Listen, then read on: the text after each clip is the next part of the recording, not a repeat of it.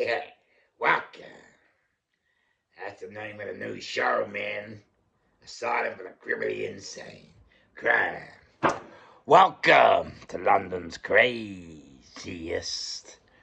maddest gangster, prankster, or whatever you want. If angels fly and devils die, how come I'm still alive? You know what? Today's a funny day today because crowd been out today. But you know, today I'm coming to the end now of Prison Live. And Crash, before I start, I want to apologize to everybody from on and off and stopping and starting. But what it is, you know, I'm just getting my show together. Now I'm starting to take it serious. And sometimes, you know, you know me, if I got nothing to say, why be on it? You know what I mean? You know, I can discuss various issues, but I'm now just starting to find my niche. So, you know, I need to thank Christian of formerly KRN, now called Not Guilty Podcast Show, who has helped me immensely to get to where I am today.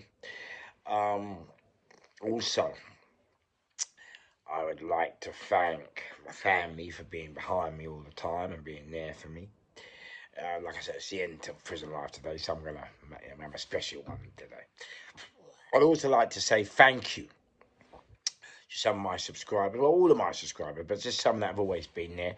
Jimmy Renix, Danny Crow, Mark Pierce, Stephen Pateman, Music Life Keep Rocking, Global Little, I think I'm saying it correct. The Moody Rooms, Simon Macon, Paul 2, Unforkey. So Crash. So today, ladies and gentlemen, Crash, ball. Been out today. I'm going to put them on TikTok. I've been to Just Vibes, yeah, at the Paradise Club, which you will see on my TikTok. My TikTok page is The Real Mr. Fish. The Instagram page is now called The Real Mr. Fish. I'm starting to link them all together. And so that's where you can find me. You see something on YouTube, I put them up on YouTube as well. So Crash, right, where are we? Bah! Boom. Okay, so we're at the end now, Prison Life. Done Lewis, and that's what I got released. So the question is now, what is it like? Yeah. What's it like to receive a 99-year prison sentence? What's it like, man? You know what I mean? Like, Crash! Oh, how's your father? What's it like? What's it like, man? Oh, 99 years. What's it like, Fish? Come on, Fish. Tell everyone what's it like. Oh, you know. What's it like?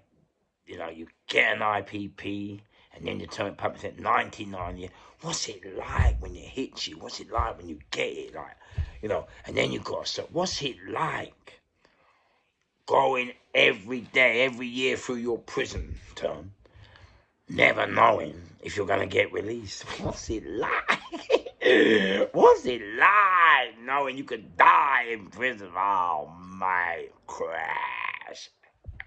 Oh, Crash. What's it like? And that's what I love. Marvin Herbert'Yammy B, me, Bang Bang Ray, all of us. What every single person who watches our channels and subscribers and takes side, what they must realise, all of us have walked the landings, and all of us in our own way have had to try and take on the system, or some of us might believe we were taking on the system. That means, or, you know, for some of us, yeah, especially maybe me, like, we took them on we took on the system, you know, the powers that be, the laws, you know, not because we wanted to, and it was the way I like it. Just excuse me, I do apologise. I've just been out raving at the power. I'm tired. I do apologise. But we took them on. It was like, for me,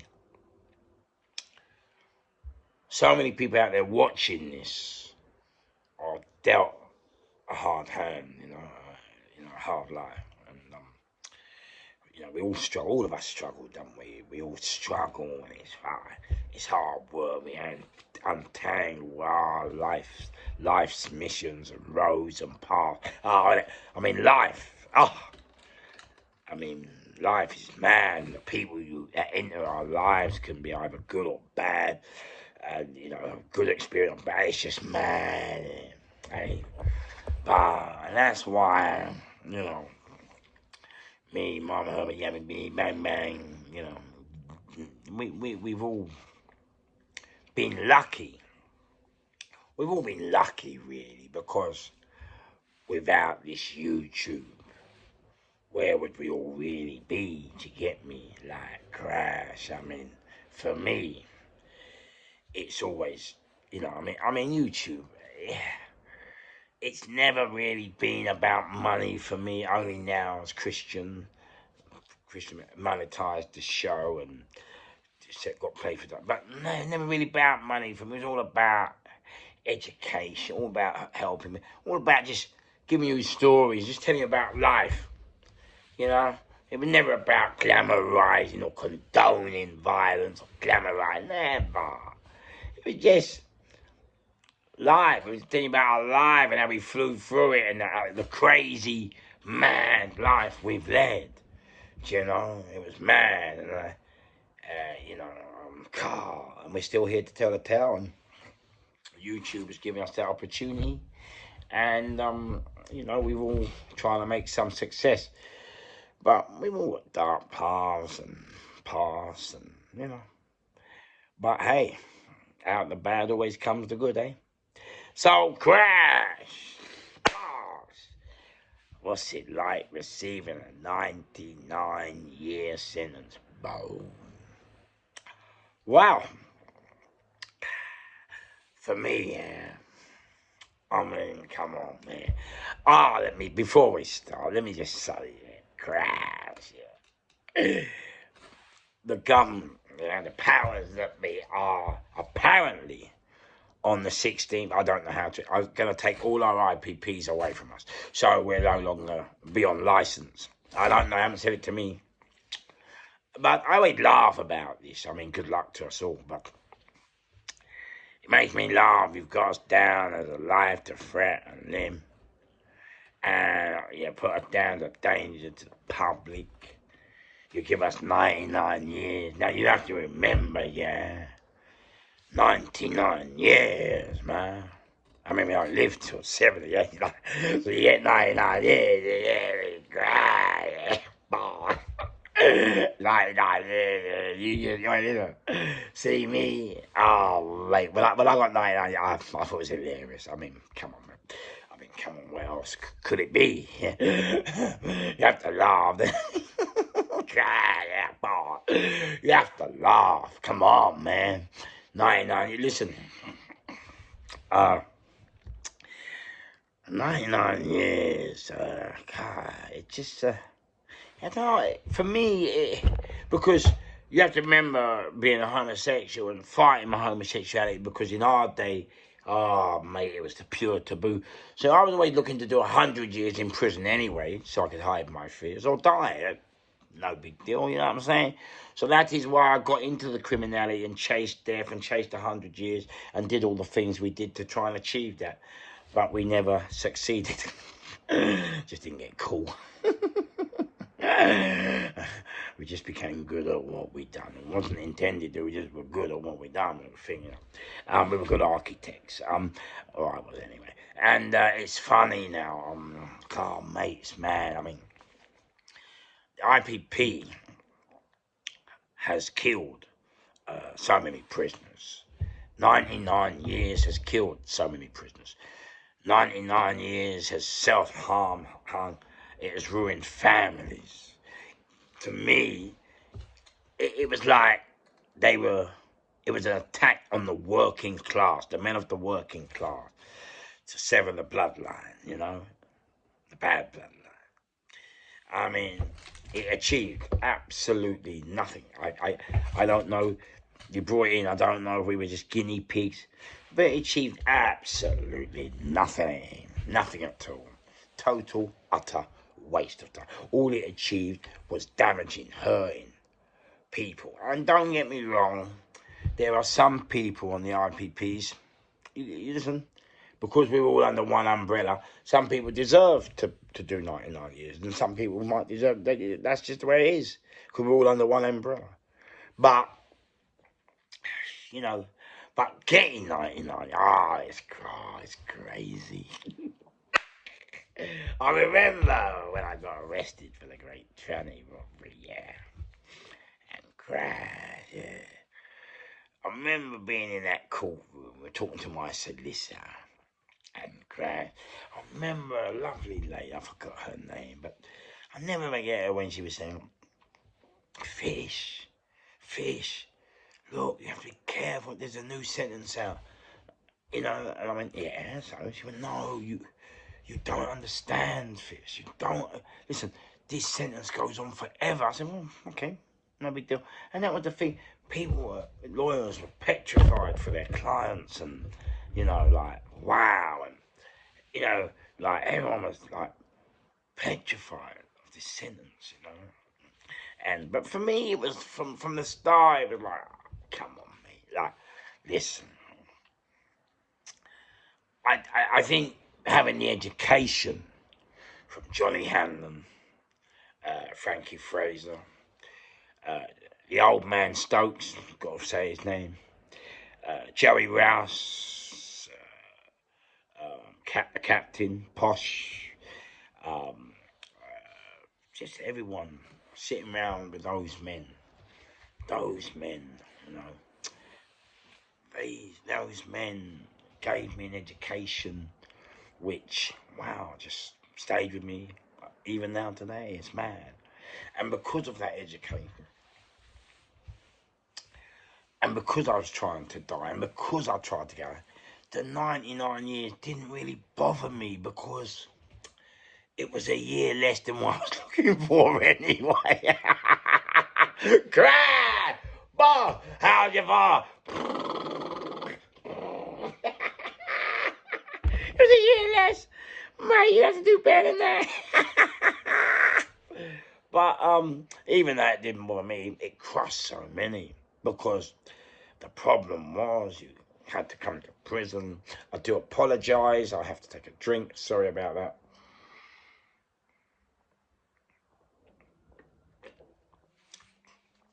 I love Coca-Cola. Coca-Cola is my, when people go and have power drinks in the gym and all that, that's my power shake.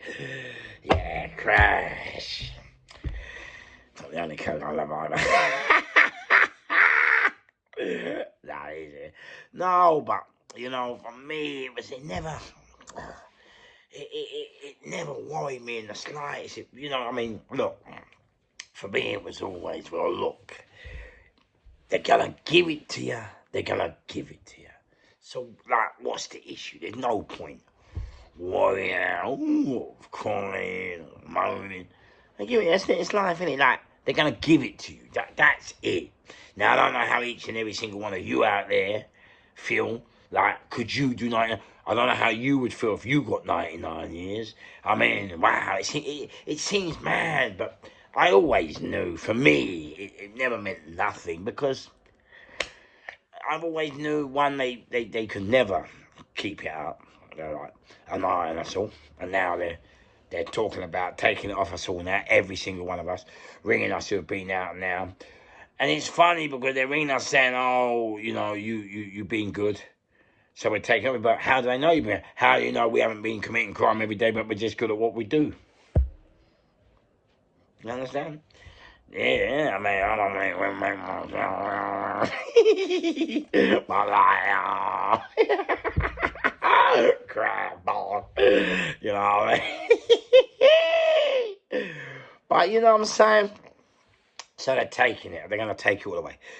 And it's quite mad. I mean, you know, like, so you get it. Now, when you get it, you go down to the cells and you're like, okay, cool.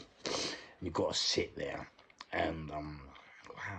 And you might be talking to all the other boys. You've got 99 and they're all looking at you like all the other prisoners who've got a year or 2 or 6 months.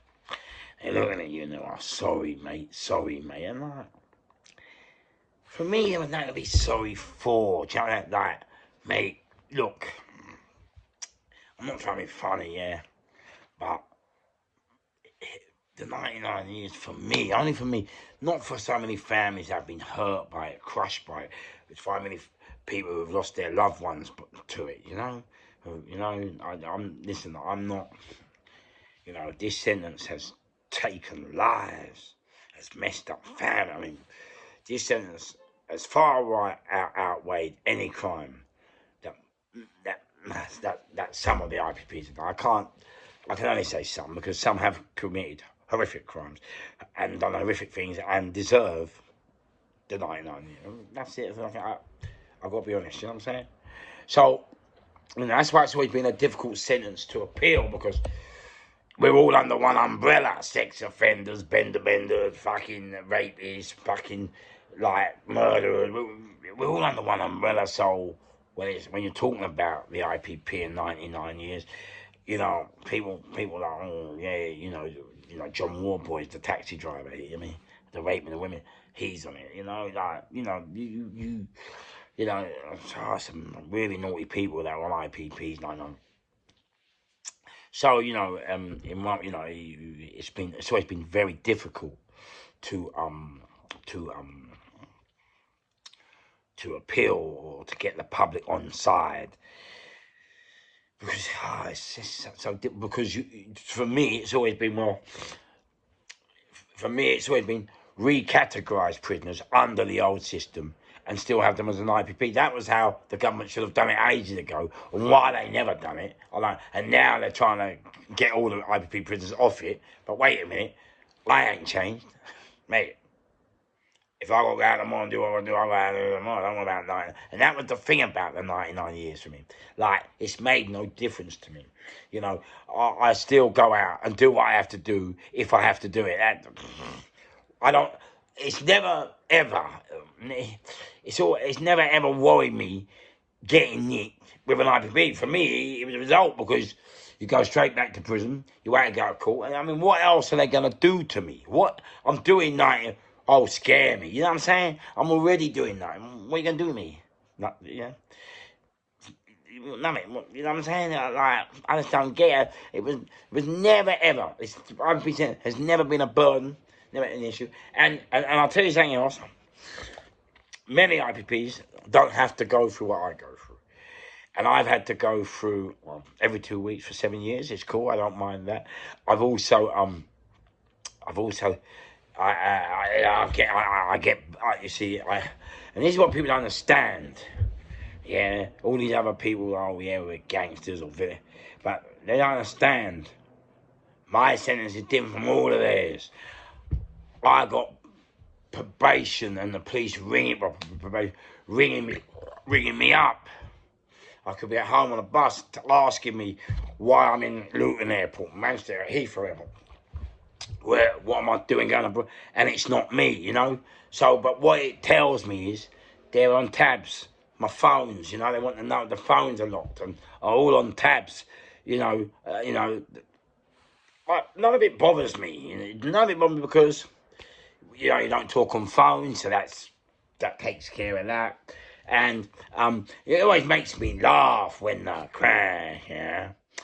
And they talk about, they say, oh, you're at Manchester Airport. Well, someone's used your name and date of birth. Well, I'm like, well, you know, like, you got CCTV, you know. Why do you need to ring me and ask me such a stupid question? Like, I thought you got this great, wonderful technology, and see, time you just check it and validate whether it's me, whether he's white, black, Asian. Do you know what I mean? Like, but you're ringing me up. But it's a good thing they ring you up, because when they ring you up, excuse me, at least you know they're on you. And that's what I'm saying with all the other podcasts, Bang Bang Ray Hill, Yammy B, Marvin Herbert, and all the others, so forth, Ben Hatcher. They don't have that problem. They've been allowed to just go about their lives normal. They ain't got to watch who they're talking to. They ain't got to watch, their phones and make sure the wrong people don't phone them. They ain't got to watch their conversations. You understand? I've got all this pressure on us. But, it's life. Having that police gun, that's when you get nicked with a police gun out of the police armory, brand new, that's what comes with it. You understand? That's why I don't complain about it. You know what I'm saying? The man, I don't. That's it. And you take on that system. Don't hate it when they take you back and get you back. That's nice. So, serving 99 years. But one of the funniest things about serving the 99. Now, if I was to go and do something thinking, people always say to me, I don't care, I don't really go back to prison, don't want to go back to prison, but mate, now I'm just turning back, to reintegrate into society. Listen, if we got to go back to prison tomorrow, and I'm going to go and do something tomorrow, that's my choice. It's not an issue. I know what I'm doing before I go in. I know what I'm going to get before I go. So I've done all the calculations. I get life, go back for natural life. It's natural life, isn't it? All right, sweet. But I've already done it. But it's mad, and I respect everyone that does say it. They say, Fish, no, you don't want to go back to prison, don't want to go back to prison, don't want to go back to prison. But mate, what they don't understand is we are moulded into the life we lead.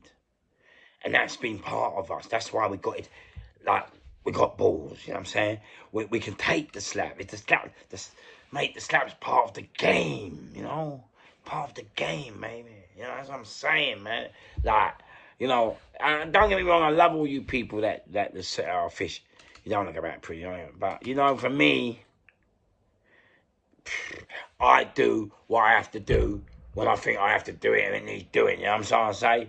So, my pals in trouble, they're in trouble, innit? Oh, my people, I can't do it, It don't work like that. What it works is, let's just do what we gotta do, and let's hope that what we gonna do is done properly. So the other people, when the other people, and I mean the other people, the other people, when they get involved and they start that, the CSI, woo! So, for me, crash, the 99 years, it never ever bothered me, but I always knew. And another thing I always said about the sentence, it was brought in to protect the public, yeah? Now, I don't know how or why they thought it would protect the public. Sorry, excuse me once again.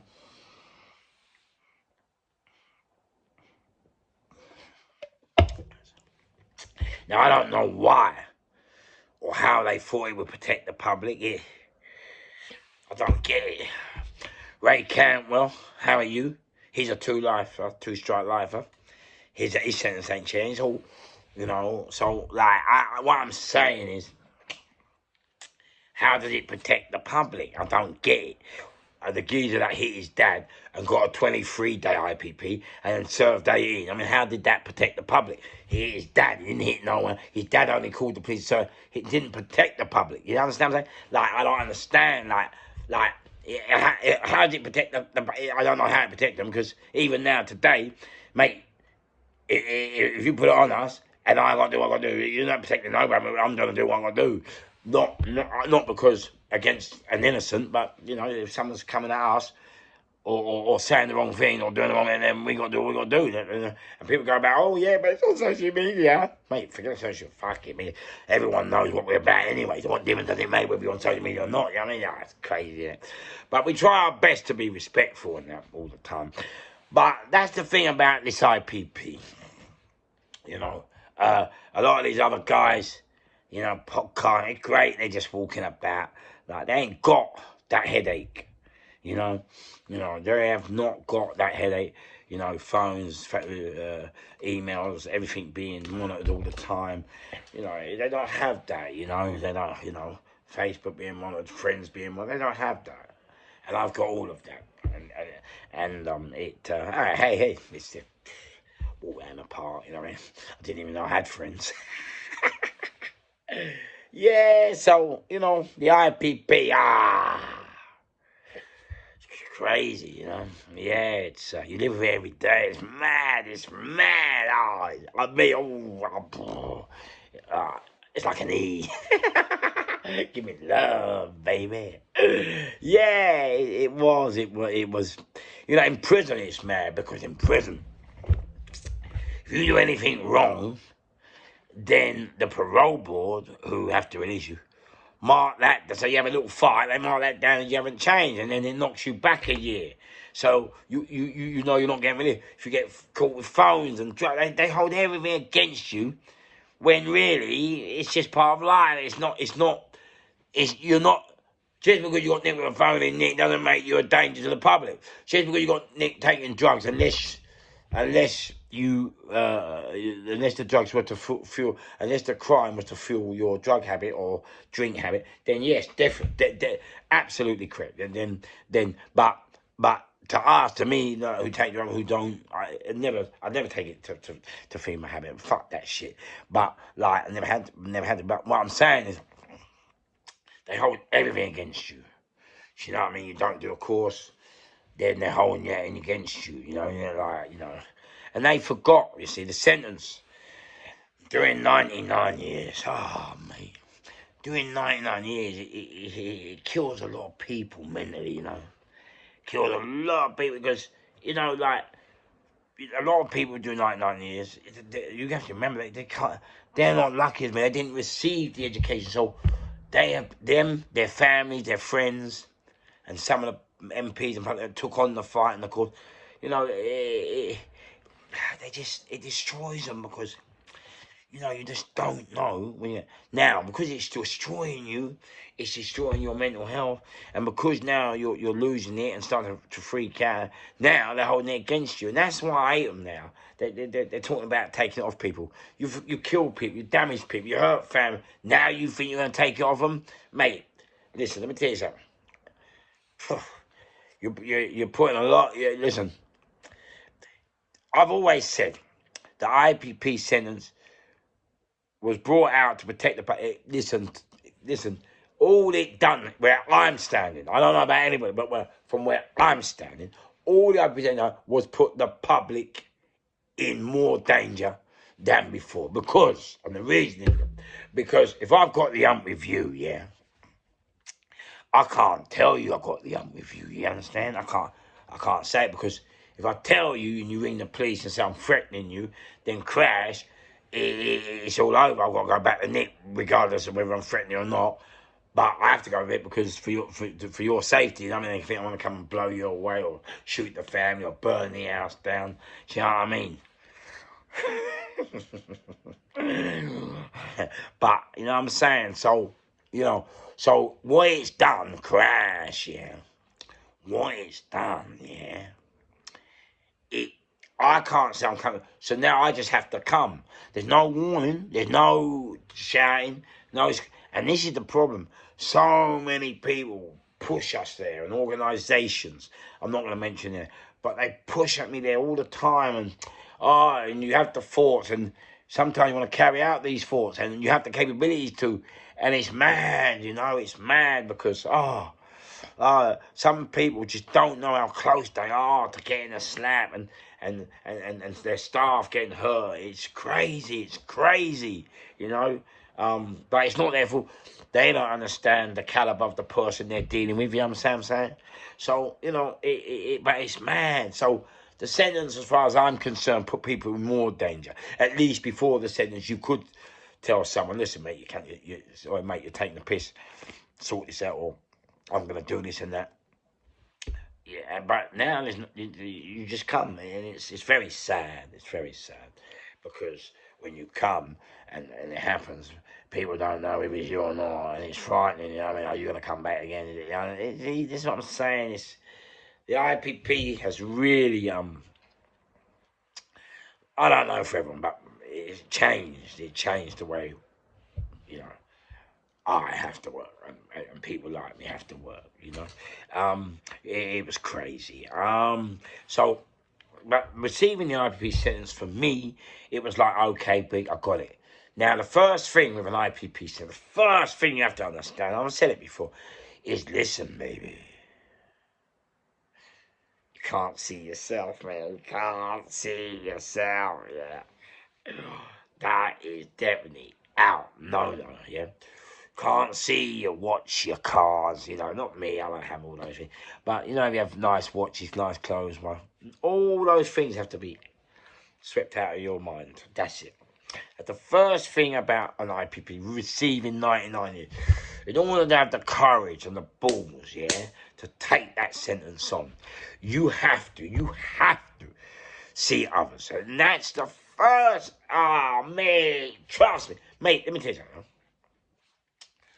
You have to see the poor. You have to see the mentally deranged, or the mentally, the mentally. I can't think of the word, but you know the word. You have to think of disabled people. You have to think of kids who no parents. You have to think of people that are blind, deaf. You have to think of people in other countries that are having bombs dropped on their heads for no other reason than being born in the wrong place at the wrong time. You've got to see these things. You have to see countries with no infrastructure, African countries, Caribbean countries. You have to see these people. And if you don't, and you only see yourself, then I'm afraid to say the IPP sentence will kill you, it'll crush you, it'll tear you apart, it'll rip your mind, And that's why I was lucky, because I saw other people. And also, for me, doing 99 years, for me, it was like, well, I enjoyed it, you understand? Because I can't, if you get 99 years or 80 years or 1,000 years, you might as well enjoy it. Yeah, that's it. I don't see any other way. Well, come on, we've got breathing, we've got to live. So you know what, you're going to get 99 years, you might as well enjoy it, innit? Come on, man, cry, yeah? What else? You want to cry every day like Bang Bang Ray Hill? Mate, even kneeling down in front of a Bible. No, I'm only joking, Ray was a rather good laugh. You know what I'm saying? Like, come on, man. Wait, listen. First thing is to enjoy it. Once you got your head to that stage and go, well, all right, let's just enjoy it. That's half the battle. Then it doesn't matter. It don't matter, because, you're doing the best you can, yeah,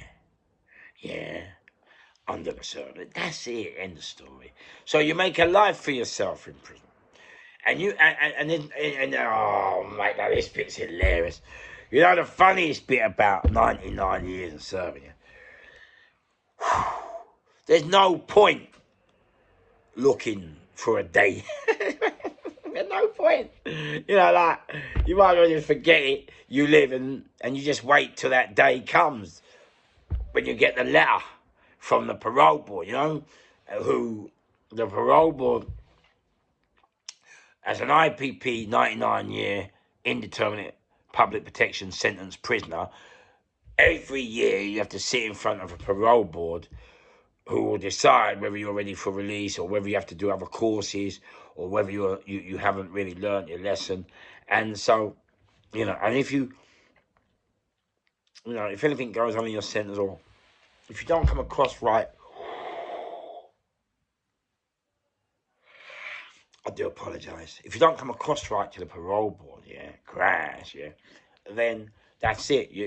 So, you know, like, yeah, for me, it was just, let's just have a good time. I mean, you know, we know everyone in there, you know, you know, and a good time. So I did a radio production course at with Richmond College. I got 6 distinctions in that course. It was what's it called? Bachelor's, not bachelor. Is it BHSD or something like that? And then I got 4 merits in editing, and that was in radio production course in editing. And they taught us how to, you know, produce soundtracks and how to edit. And I'm like, yeah, and it was, and that's why on my TikTok, if you see my editing now someone's Harry Love, I love you, and Harry Love is where I've been tonight. He's a hip hop DJ, well renowned, and he was the one who taught me to do my TikTok and editing and Instagram, and I love him for that because I've asked so many people, Guaps, Elijah. I asked so many people to help me. Oh, yeah. No one, you know, that's another thing. No one's got time anymore, have they? 5 minutes. Harry, it took Harry like 5 minutes just to show me. And since then, my TikTok has just gone through the roof. The creativity, the art, the love, you know, of my life. And that's what I'm saying, people now. People just hard work now. They have no time for no one anymore. But anyway, so the IPP, you know, crash, yeah. Mate, listen, it's like blood in a fight. It either breaks you or makes you. For me, the IPP strengthened me because for me it was like, okay, no big deal, let's take on the system. And even though I served 10.5 years in prison, for me it was like I only served 5.5 years because I got nicked with the police gun, they wanted me to use the phone. And I knew that. And so I wouldn't use the phone. And so because I wouldn't use the phone, every time I went to the parole board for release, they weren't releasing me. So you have to understand with an IPP sentence, 99, you've got to understand how it actually works. So you get 99 years, okay, but the judge gives you what is called a tariff, right? Now, the tariff is what he thinks you should serve before you're ready for release. Now, what you have to understand with the tariff is the courses. What you got to understand with the whole thing about the IPP. They brought the sentence out, but they didn't do their homework. They didn't understand it. The judicial system, they just brought out, and it was all trial and error. They wanted you to do courses, so I was on robbery. They wanted me to do CSCP. Yeah, CSCP, right? No, CSCCP, the armed robbers course.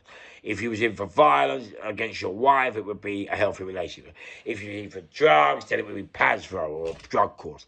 So these were all causes which the government and apparently David Blunkett and Blair at the time thought that, you know, we could learn from, rehabilitate and not return to prison. You know, so what I didn't take into account is that the sentence will mess you so much you're definitely going to return to prison, or you're never going to leave prison. I didn't take that into account. Okay, no. But anyway, crash, yeah. So that was it, you know. Everything for me, what might have seemed negative for everyone else, was all positive for me. I always say out the bad always comes to good. I mean, that's the way I see it. And so every time I was getting knocked back, a knockback means, so you go to the parole board, you sit down, crash out your father, you know, you put your halo on, and you go, change, I'm changed. I'm changed. Oh, please, let me out. Oh, right. So when they were knocking me down, don't you get it? I was like, see, that's what I'm saying. I'm a fighter, man. We fight. And so I was like, okay. Every time I go, ha, you get me? I knew what they wanted, so it didn't bother me. So I thought, all right, knock me back again, not an issue. Ha. I just laughed because I knew what they wanted. And in the end, it was funny because in the end, They had to get us. Now, okay, here's a trick they play, yeah? So now I'm not using no phone. So now they're not getting any contacts. Now they're not getting my friends. That's why they bugged my phones and fucking asked me if I'm out doing it and writing everything down and searching and looking and going through the files.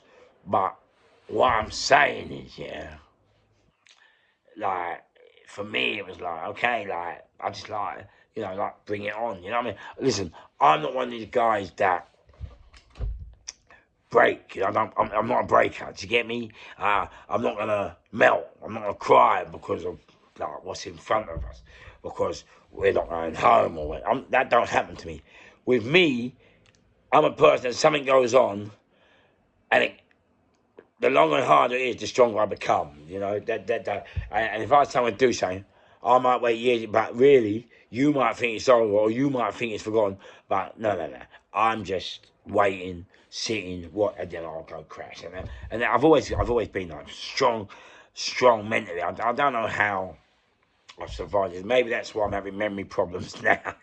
I've got dementia. I keep forgetting the mentally, but I have got memory problems at the moment, and I can forget. But I suppose it's that's what you get from years of drug abuse, and I suppose years of prison, and years of clubbing and meeting so many people, and I mean, you have to remember, 99 years means years of we've had to fight wars. You got to watch your back every day. The moment you come out of your cell, you're on point, mate.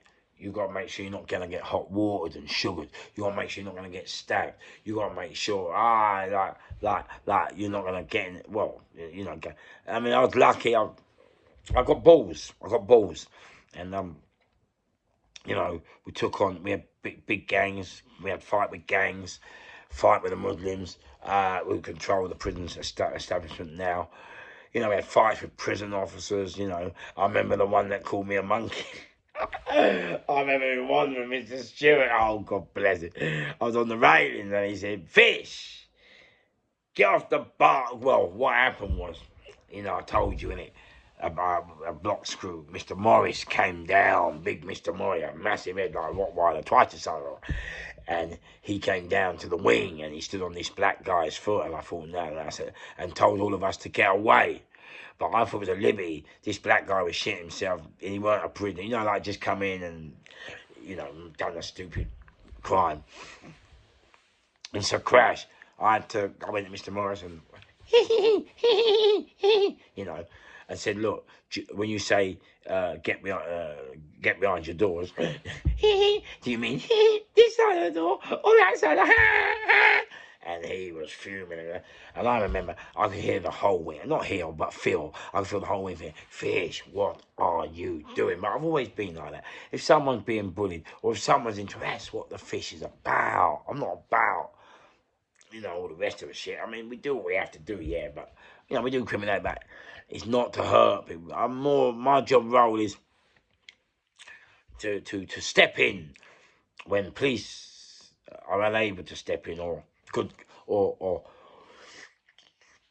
people have got nowhere else to turn to. That's what I'm about. And that's why I would laugh when people hate me and slug me off. I think it's funny. I mean, mate, you'd love to have me on your side. But, and that was the thing with the IPP. It never bothered, what you see in front of you now is what went in and received tonight. And that's one other thing people say about it. Fuck me, you've done 10.5 years, which you haven't changed one bit. And that was because I understood the rules. Crash, how's your farm? Balls. Understand the rules. And there are rules in the game. That's what people don't, there are rules. And, and the rules are, you get the slap, you got to take the slap. Don't cry.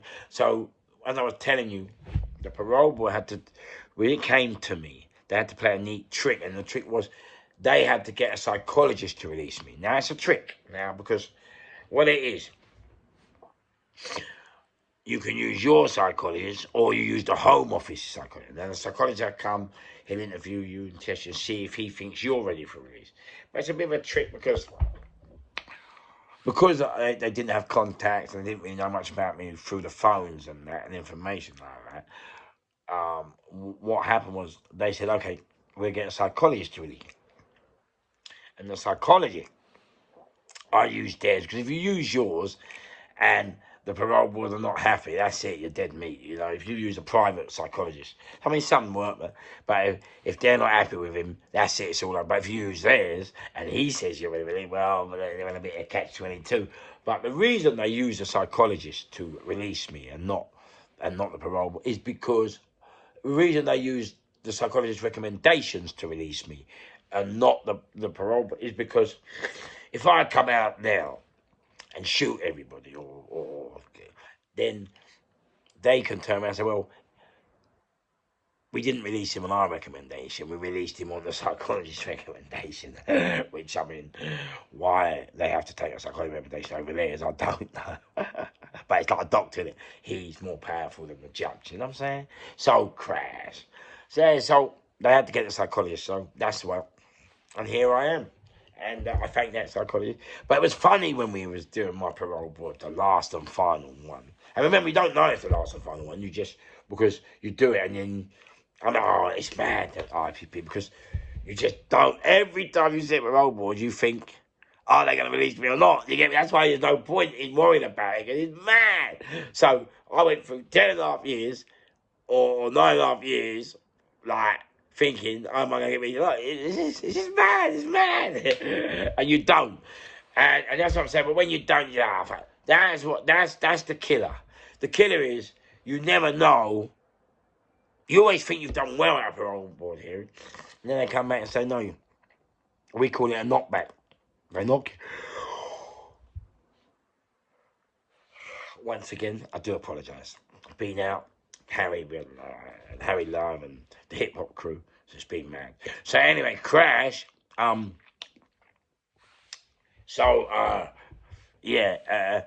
knock you back, and you never know when you're gonna get it. So every time you get knocked back, all right. So, but for me, I just enjoyed it. I mean, that's the only way to deal with it. 99 years. It's the only way to deal with it. Just enjoy it, love it. You know, there's no other way to deal with it. And so when the psychologist, you know, I remember, even then, they didn't want, you have to remember, they didn't want to release me. They didn't want to release me. They had to, because it's like, they didn't want, well, they didn't have to, but they were kind of forced to, because I had a good record. I hadn't really done much. All right, but I've done 10.5 years, 6.5 years over the terror. Like, I was always well behaved. I tried to help the prisoners. I tried to help, you know, the prison work well, and you know, I wasn't troubling the prison officers. I didn't go around calling and bullying other inmates and that. So, you know, even my psychologist at the last parole board, they were saying, oh, can Mr. Fish do more courses? Is there nothing? So they really didn't. They didn't want to release me. They wanted to keep me in. But the psychologist, because he didn't know what I knew they were waiting for me to use the phone, but he didn't. So he couldn't understand why they didn't want to release me. But I knew. And it was funny, because when I was on that parole board here, the last and final one, they had to, you know, come clean and say, oh, Mr. Fish. And I said, yeah. They said, why is it? Yeah. I went, yeah. Yeah. They said, why is it, yeah, that you, in 10.5 years of being in prison, you've never used the prison phone once? And I said, well, all right, there's. I'm lucky. My parents sent me to school that taught me to read and write. And then they said, oh, we think you got a mobile phone. Oh, I'm like, who cares? I mean, look, man, at the end of the day, I did what I had to do, kept my mouth shut, you know, in regards to the gun and the phone and everything else and all the crimes we've done. That's not important. When the handcuffs go on, keep your mouth shut. Stum. You know, Liam Dixon talking about grass. Oh, fuck off with it. You know what made me laugh? Mate, I've worked with everyone. He thinks, I don't know what gangster he thinks he's on. But, mate, I've worked with everybody. Some of the families. Mate, my gold star, never ever grass. Mate, I've got people here coming to tell you Mate, fish is, mate, never go. Even the firing squad, when they asked me to get my boys on the Great Tranny Wobble, and I said, look, I'd rather do 15 years in hell and come out and hold my head up high than 5 years in powder and never be able to look at my friends again. I mean, even the firing squad had to shake my hand and call me a man of valour. And then Liam Ditchfield wants me to come and tell me I'm right over some muggy little... Fuck off, Liam, you prick. I mean, that's ridiculous. Absolutely ridiculous. I mean, you know, we've done everything, anything. Oh, what a peanut. Trying to put himself on a pedestal what he weren't. What a mug, what a melt, what an absolute CUS. It's terrible. I don't understand what he thought he was going to gain. I don't get it. But anyway, that's what you deal with. That's what prison brings you into contact with, criminality. That's what it all brings you, you know, mistakes. It's come on, mate. You know what I mean? It's muggy. But anyway, and so, you know, I played Les Fernandier I played Fernandier in Les Miserables. So I was in all the papers because we done a show for the people outside to attend. It was £500 a ticket or something like that for it, mate. It was quite expensive. All these yuppies turned up and the elites, you know what I mean, to watch it. And we played Les Miserables, the great opera show film, and I played Fernandier. I got a wicked write-up. I played Robin Hood. Remember Wandsworth Boy? Remember me had to do Robin Hood? Oh, mate, and I was the shit. I was a shit. Remember, was it funny? The most hilarious. What? I remember Robin Hood. What a show that was. And then I had to meet Anne Widdecombe, the MP. I met David Groves, the MP, and I met who's the one who destroyed the probation?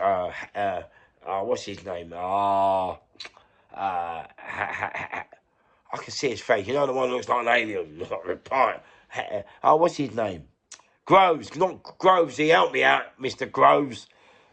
Your counterpart, the one before you. And you took over, and you've been there longer than him. I've never heard of him since.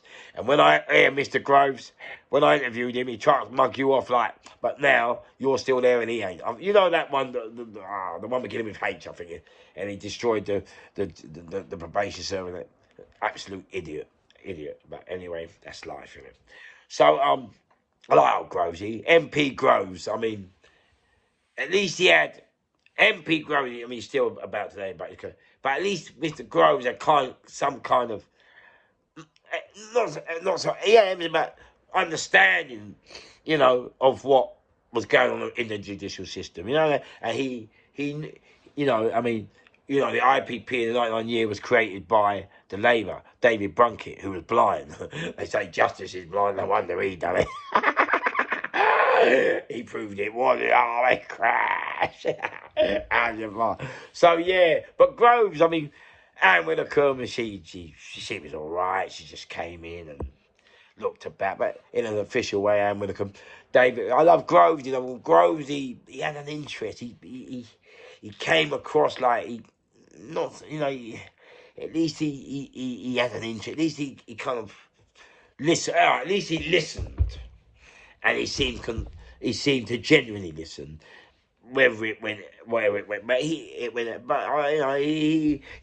MP Groves, gangster, mate. I got to salute you. He was a really brilliant man.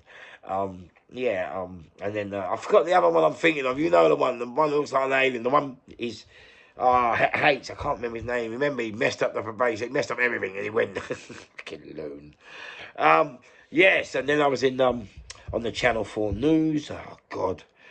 I don't know what I was on there for. I was on there because, to talk about prisons and the governor. I always had to meet the MPs and all because I spoke English. And I wasn't going to say the wrong words and the wrong thing. I knew what to say. Oh, God. So, you know, it's a crash. So, what happens now, you know, you wait for that letter. And listen, it's mad. So remember now, you've gone over your tariff. You don't know when your release date is. You never, every single parole board you're getting, knock back. No release. And then one day, and this is why I love me, because I always told you, you never worry about it. You just. But then one day I had a parole, and then all of a sudden I got a letter, and this letter came in. I read it, and I was mad. I read it, and you're reading it, and you're reading this letter, and you go down. Oh, your parole, the decision has been made for your release, and you're like,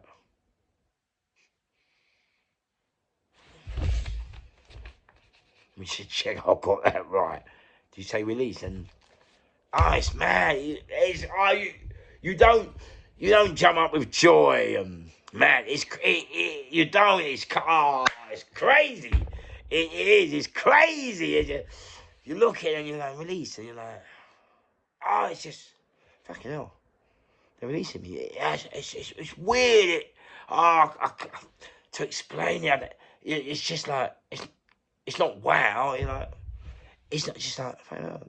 Yeah, it's just, they're releasing me. Fucking hell. And it's like, well, what do you do now? That is it. Oh, it's mad. It's mad. You get out there and you go, well, all right. Because you're so used to being knocked back and just marching. Mate, you're so used to it that when it does actually come, especially if it's 10.5 years, 18 years later, 23, so remember some other people have got 23 days and done 18 years and 14 years, mate, it's terrible. But you have to remember, when you get it, it's weird, you don't jump up and down. You're like, well, because you're not thinking about release. You never think about release because you're doing 99 years and you just think, march on. You get me? Like, fuck it. Don't worry about the decision. You know you're going to get a knockback. So what? So when it actually comes and you read it, and you remember now, the post, yeah, you're in your cell, and it might come under the door at night or, on the day, so you're locked away, you get the mail, and you open it up. And you always know the parole board letters, the Home Office, they're coming. And you read it, your decision, and it says, you've been granted your release, and you're like, it's release. It's mad. It's just mad. I don't know what emotion I can say to describe it. What emotion can I describe? I just don't. It's just mad. I don't know. I don't know. I don't know what emotion to say. I don't. Mate, it's just. I don't know. You're just there. You're ready for release, and I'll be honest with you, it catches you off guard. Does that make sense to you?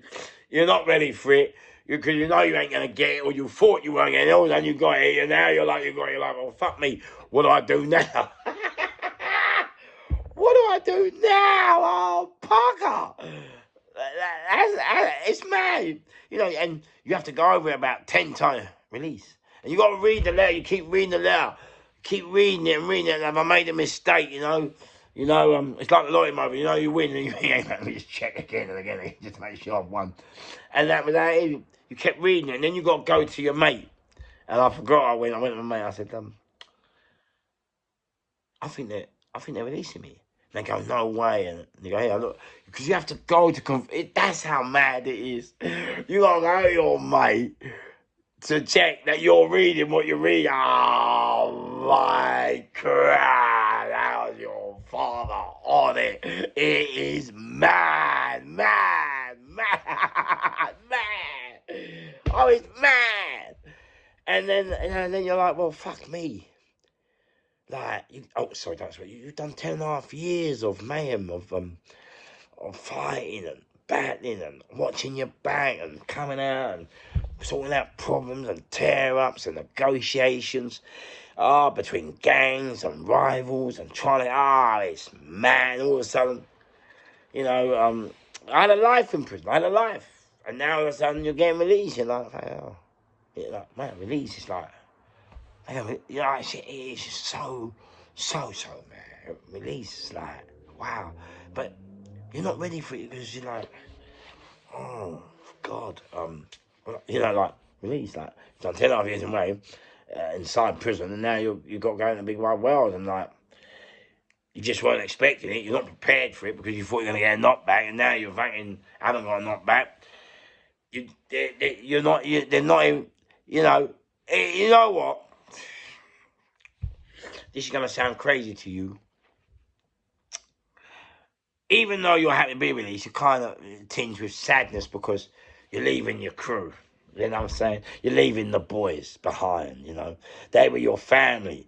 Different nicks, different... Everyone, remember, all the prisoners, all my boys are my family, you know? And that's what else got us through we were family, you know? And so when you get that release letter, you're like, fucking hell, man. Like, you're going to lose your family, your boys, you hear me? Your crew, you hear me? All the different nicks we had. You know, it's a part of like, you know, you've been walking the land, you've been marching with just a soldier. Me, I've always been confined to barrack. And we've had wicked friendships, and we've had wars, battles, do you know what I mean? Fights, oh, mate. And now you're going to leave it all behind and go back to a boring world.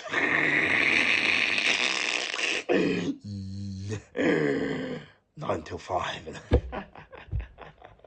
You know, like, you know, how do you go from, you know, being that close to death once a day to, no matter, it's just mad. And so, yeah, release is mad, it's mad, you can see it, I mean, it's just mad, like, it was just mad, oh, mate, it was just crazy.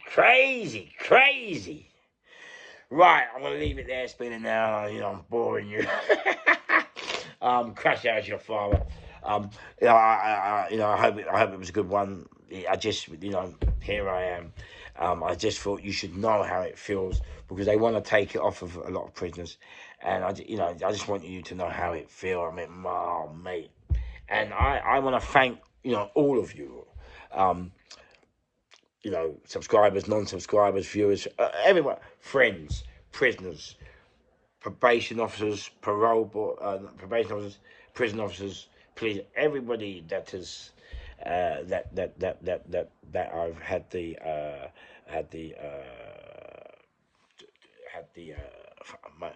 see what I'm talking about, memory. That I had the you know, chance to come in and come into your lives and touch my life. And you know, it's it's mad. You know, you know, and people think, oh yeah, you're gay. Don't do it. Listen, mate, we were just, all right, mate, prison is part of the game, man. You have to love it. If you don't love it, don't play the game, baby. You know what I'm saying? You know, people want to go Ibiza and Tenerife and live in Madrid, and I like to live in Wandsworth. I go to Sunny Elstoke. The Mount. I go to Wandsworth, the Scrubs. Let's do it, baby. 2 weeks holiday, you get me? Oh, mate. 10.5 years. Fucking hell, it's crazy. 99 years. It's hilarious. It's hilarious. I think I fucked it up,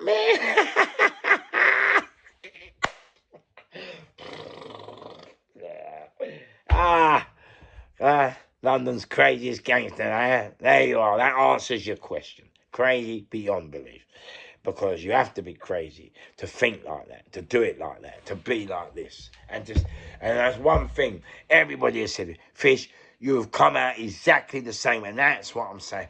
That's when you know you've won. When you beat it, when you beat the system, when they were supposed to hurt you, when they give you a sentence that was supposed to take you, supposed to end your own life, self-harm every day, cut yourself every day, ruin you, try and kill yourself every day. And I just come out the same, totally, none of it mattered to me. It just didn't matter. It really didn't matter. And I suppose that is because pain became my friend. Before that if they thought the 99 year was pain, they obviously haven't been walking along the stories of life that I had. The disappointment and carrying it, and pain became my friend. And that's why people, when I'm talking some of these things and sayings, you know, pain became my friend wanted more. That's true. That's why I took on everyone's pain. That is very, very true. And that is why I took on people's problems that I still do today. Come on. I mean, pain wanted more. Pain became my friend, and my friend wanted more. I was so hurt. So that pain, I love pain. The pain that I thought I could. I mean, I'm sure there are people that can hurt me and fucking be a lot more hurtful than I've been through. But at the end of the day, yeah, pain became my friend. Happiness my slave. In other words, I was so much in pain that I was always happy. Nothing didn't really hurt me. Nothing didn't bother me. 99 years didn't bother me. Knockbacks didn't bother me. Kickings and beatings by the prison officers, police officers, smashed the fuck. None of it bothered me. It didn't bother me. It was all part of the game. You're their ship. You play by their rules, and you understand. Prison officers and police officers, they kill people if they have to. So when you're getting a beating, it's not all that bad, is it? You know what I mean? It's only representative of the crown, eh? But, at the end of the day, without it, would I be able to tell you the stories that I've told you? Huh? Would I be able to be on Facebook or on Insta, TikTok, and here now, and make you happy, and try and give you an education, try and let you understand that not everyone's life's the same. And I'm not saying it was a brilliant life and great life and fair, but if you put it in another colour, I mean, you see powers, powers around the world do what we do, just on a far greater scale, and so when people put you down, I just look at them like, mate, you have no clue what's going on around the world. If you think, oh man, you need to see some of the things that the powers that be. I don't put them down, because you see me. I don't care what anyone says. I live in the greatest country in the world. That's it. End of. Regardless of what party you are, or what we've done, or what we've done. Listen, superpowers are superpowers. And it's very hard to be a superpower when you've got all the rest of the country, all the rest of the world trying to get take your place, and take your power away. And you got to do what you got to do, yeah. And especially today, in today's climate. I mean, today's climate is very, very warm, isn't it? In regards to whether we're going to war or not, and the way things are. But it's very hard to tell. But one thing you must give our secret services, our armed forces, our naval forces, our special SAS and special boat squadrons, and marines and paratroopers, and all the armed forces, and all the naval forces, and all the people, the secret service, and the internal secret service, and everything that, what a job they have done in my 61 years. All right, there have been bombings, we've had atrocities, there have been people that have got slipped through the net, but, mate, what a job these people keeping us safe. The crown, because you have to remember, all these people represent the crown, and and that's why I laugh when people say, oh, Charles this and that, mate, we all know about that, but, mate, at the end of the day, it's not about where you come from. It's not about what they've done where you're from. It's not about it's about being able to sit down, and do a podcast on a phone and tell your stories and switch it on and go to bed without bombs going off, without violence, without machine guns outside your door. How many people around the world, what's going on around the world. How many of them people can't sleep because of bomb fire? How many people because of bombs have gone deaf or have lost? And that's why you could never, ever slag off England. I can't, because when you get into it and mate, they've done a good job. Anyway, crash out your father. That's it. It's been an hour. You're bored now. Listen, I just want to wish everybody. It's the end now. It's the end. I don't know whether I'm going to come or die. I don't know what I do now. I mean, I'm gonna try and keep carrying on. I might try and take a different viewpoint. I think next thing is to go live on TikTok and really entertain you there. You know, it's been a pleasure. It's been great. It's been absolutely wonderful. It has. You know, there's so many people. You know, the rest are lucky. You know, they interview people. And for me, it's been a lot of people that I know. I mean, they don't want to come on the camera, but these people could make me look like a walk round the park. But they don't want to. They don't want to be in front of the camera. They don't want to tell their stories. And you know, fair play to them. I love them. For me, and people go, oh, how can you tell your story? And you start incriminating. Listen, it happened. What do you want from me? They're real, and it happened. Even Yammy B said, yeah, most of what it happened. Joey Barnett, I love Joey, but he can tell you. He's another one who bought the landings. He'll tell you about the snooker. Everything mine can be verified and evidenced by the crew in the street. Yeah, you know, I just, look, it was just a life I led. Yeah, it's a life I led. And I'm proud of the life I led. I'm proud of whatever I've done. But listen, if you're going to have regrets, then don't do it. You know what I'm saying? You know, people say past life. You know, I never get that statement there. Who you with a past life? I've laughed because, you know, like, you have no idea about the past. You're just seeing what's on fucking YouTube in a little hour. But you don't know me, what the thing, you know. There's more to me than talking silly little stories that have happened. And I've got loads more stories. And my mate comes and says, Fish, do you remember in Brixton and you put the gun to his head? I'm like, no. That's what I'm saying with people. When you're really in the game, you've done so many more things, and that's why I keep going over and say, but I've got so many pounds, I can remember that, I know. And I'm not saying with the memory in that. I don't, but I've got thousands, hundreds of stories, all that way from different people. And I always say to them, I'll go on the chat just to say, and that's how I call. But I'm going to go and see all these people and write down the stories, what they said for me. That's the next move now, and then bring it to you. So, ladies and gentlemen, subscribers, viewers, friends, enemies, I wish you all the very best of luck. I hope you're all as happy as you can be. And remember to embrace sadness and always understand that out the bad, I believe, maybe people don't, out the bad always comes the good. It's life. Okay, well, you're on one more time. So see you soon with the loon. I mean, I love you all, man. It's been a madness, a craziness. I don't know what I'm gonna do now. I think I owe you another one. I think I owe you another one release and what I've done in release and how the parole board. So I'll do that one tomorrow. Yeah. So it's been great. A great thank you all for listening and enjoying, and I hope you enjoyed it. All for your comments, good or bad. I'm not here. All comments are welcome. I never take my comments off. People are just going to say what they're going to say, and they're going to say what they're going to say. So you know, it's just been a pleasure. It's been a pleasure to have the chance and the opportunity to talk to a phone, isn't it, man? For a little phone. And it goes that way. It's mad. So I wish you all religions, all colours, nations. I wish you all just the very best of life and luck.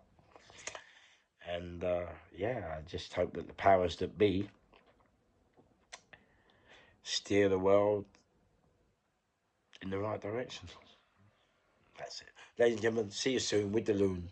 Take care. Crash. How's your father? Oh.